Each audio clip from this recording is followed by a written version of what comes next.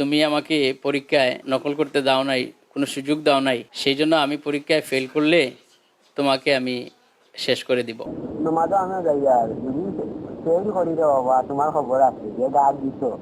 তারপরে আবার একটা আয়াতও বলছে কুল্লু নাফসিন যায়কাতুল মউত, যে তোমাকে আমার কাছে মৃত্যু হতে হবে।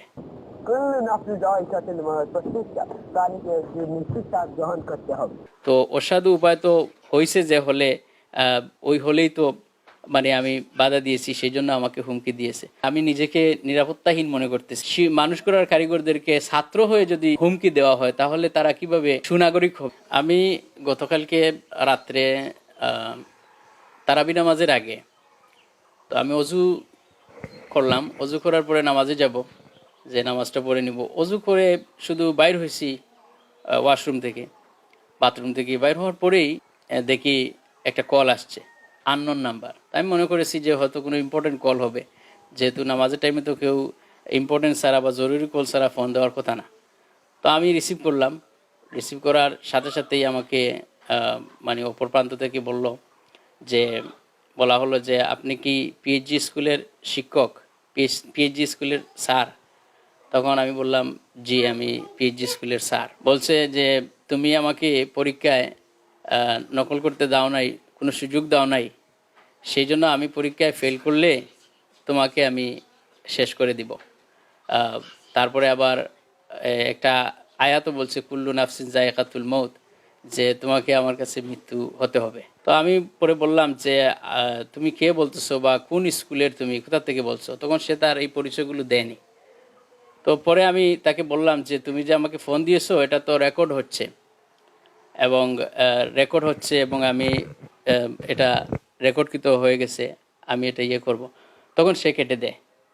তো আমাকে হুমকি দিয়েছে একজন শিক্ষক হিসাবে। আমি যেহেতু ওইটা হচ্ছে একটা পরীক্ষা ছিল, ওই যে এসএসসি পরীক্ষা, এটা একটা জাতীয় পরীক্ষা, এবং এটা আমাদের স্কুলেই 1 নম্বর সেন্টার ছিল, ভেন্যু ছিল, 1 নম্বর কেন্দ্র। এই হিসাবে আমি আমার স্কুলেই দায়িত্ব পালন করি বিভিন্ন হলে, যেহেতু পরীক্ষা তো পুরা মাসব্যাপী ছিল। তো আমি বিভিন্ন হলে দায়িত্ব পালন করতে গিয়ে তো বিভিন্ন হলে করছি, এখন কোন হলে এটাও আমার মনে নাই। তো অসাধু উপায় তো হয়েছে যে হলে ওই হলেই তো আমি বাধা দিয়েছি, সেই জন্য আমাকে হুমকি দিয়েছে। আপনারা জানেন যে আমি বিগত দিনে পরীক্ষা হয়েছিল, এসএসসি পরীক্ষা। তো এসএসসি পরীক্ষায় আমাদের 1 নম্বর কেন্দ্র ছিল পিএইচজি সরকারি উচ্চ বিদ্যালয়, এবং এটার শিক্ষক আমি। তো শিক্ষক হিসাবে এখানে আমার দায়িত্ব পড়ে, বিভিন্ন হলে আমি দায়িত্ব পালন করি। তো দায়িত্ব পালন করতে গিয়ে তো আমরা অসাধু উপায় কখনো বা নকল করতে দেওয়াটা ঠিক নয়, বাংলা যেহেতু পরীক্ষার আইনও আছে। এবং ব্যক্তি হিসাবেও আমি যেহেতু একজন শিক্ষক মানুষ, আমি কখনো অসাধু উপায় অবলম্বন করতে দিতে পারি না। এটা আমার জন্য একটা অন্যায় এবং অপরাধ মনে হয়। তো সেই জন্য আমি দেইনি, এই জন্য আমাকে সে এই হুমকিটা দিয়েছে। এবং এটা এর আগে দেয়নি এই জন্য যেহেতু প্র্যাকটিক্যাল পরীক্ষা ছিল। এই প্র্যাকটিক্যাল পরীক্ষা শেষ হওয়ার পরেই কিন্তু সে আমাকে এই হুমকিটা দিল। এবং এটা আমি একজন শিক্ষক হিসাবে আমি খুবই মর্মাহত, এবং আমার জীবনের নিরাপত্তা নাই বললেই চলে, যেহেতু আমি সব সময় চলাফেরা করতে হয়, সবসময় বাইরে যেতে হয়। সেই জন্য আমি নিজেকে নিরাপত্তাহীন মনে করতেছি, যেহেতু একটি হুমকি সরাসরি ফোনের মাধ্যমে দেওয়া হয়েছে। এবং এটার জন্য আমি আপনাদের কাছে এবং আইনের কাছে আমি একটা সুষ্ঠু বিচার চাই। আইনি পদক্ষেপ বলতে, যেহেতু আমি একটা স্কুলে আছি এবং আমার স্কুল কর্তৃপক্ষকে আমি বলেছি, জানাইছি এগুলা। এবং স্কুল কর্তৃপক্ষ, আমাদের প্রধান শিক্ষক স্যার, উনি ট্রেনিংয়ে আছেন।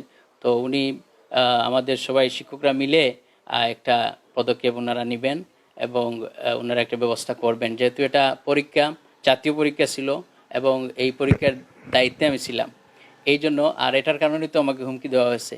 তো আমাদের স্কুল কর্তৃপক্ষ এটা সম্পূর্ণ নেবেন, আইনি ব্যবস্থা নেবেন ইনশাল্লাহ। এই ফোন কলের পরে আমাকে হুমকি দিয়েছে, সে আবার বারবার আমাকে ফোন দিচ্ছে। এবং অন্যান্য ফোন থেকে, বিভিন্ন ফোন থেকে, আমি দেখাতে পারি, অনেক ফোন থেকে আমার কাছে ফোন আসতেছে বারবার, এবং এইগুলা আমাকে করার জন্য। তো এগুলো আমি সবসময় আসতেছে। এই তো আপনারা আসার আগেই আমাকে আবার ফোন দিয়েছিল অনেকক্ষণ। তো এই ফোনগুলো তো আমি ধরলে আবার ওই অন্য কথা আসতে পারে, এই জন্য আমি ফোনগুলো রিসিভ করতেছি না যেহেতু। এবং রিসিভ করলেও দেখা যাচ্ছে এগুলা নেগেটিভ হবে। এই জন্য আমি সুষ্ঠু বিচার চাই, যে শিক্ষকরা হচ্ছে জাতির কারিগর। তারা এক সন্তানের মতো, নিজের সন্তানের মতো আমরা একটি ছাত্র বা ছাত্রীকে তাদেরকে আমরা শিক্ষা দেই, পাঠদান করাই, কিন্তু আমাদের যদি নিরাপত্তা যদি না থাকে তাহলে আমরা জাতি গড়ার কারিগর হব কেমনে?